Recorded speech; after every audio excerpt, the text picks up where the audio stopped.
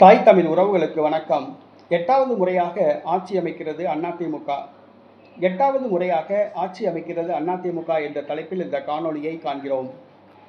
2026 தமிழக சட்டசபை தேர்தல் சூடுபிடித்துள்ளது. தலைவர்கள் பிரச்சாரத்தில் இறங்கியுள்ளனர். அனல் பறக்கும் பிரச்சாரம் நடைபெற்றுக் கொண்டிருக்கிறது. வெயில் கொளுத்தி போடுகிறது. இந்த சூழ்நிலையில் கருத்து கணிப்புகள் அப்படியே தலைகீழாக மாறியுள்ளன. ஆரம்பத்தில் திமுக ஆட்சியை பிடிக்கும் என கருத்து கணிப்புகள் தெரிவித்தன. ஆனால் தற்பொழுது வரும் கருத்து கணிப்புகள் எல்லாம் அதிமுக பாஜக கூட்டணியே ஆட்சியை பிடிக்கும் என தெரிவிக்கின்றன.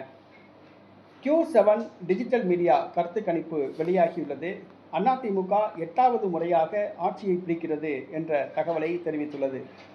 அதிமுக வருகிற சட்டசபை தேர்தலில் 128க்கும் அதிகமான தொகுதிகளில் வெற்றி பெற்று ஆட்சியை பிடிக்கும் என கூறுகிறது.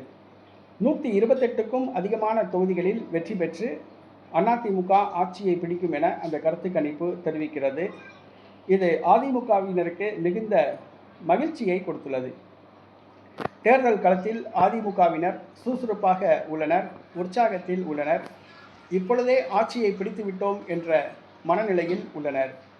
எடப்பாடி பழனிசாமியும் திமுக மீது பகிரங்கமாக பல குற்றச்சாட்டுகளை சுமத்தி வருகிறார்.